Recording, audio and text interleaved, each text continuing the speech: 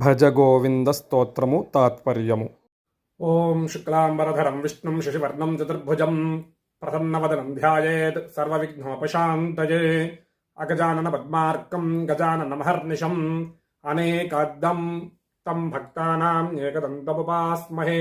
శ్రీమహాగణాధిపతయే నమః. శ్రీమహాసరస్వత్యై నమః. శ్రీగురుభ్యో నమః.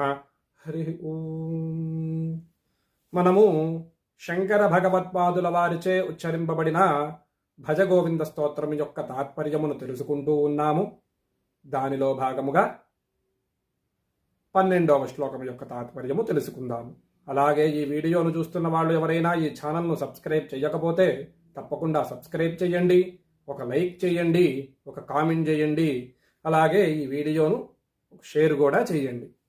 ఇప్పుడు శ్లోకములోకి వెళ్దాము. ఓం దినయామిన్యౌ సాయం ప్రాతః శిశిరవసంతౌ పునరాయాతః కాలః క్రీడతి గచ్చత్యాయుస్తదపి న ముంచత్యాశావాయుః.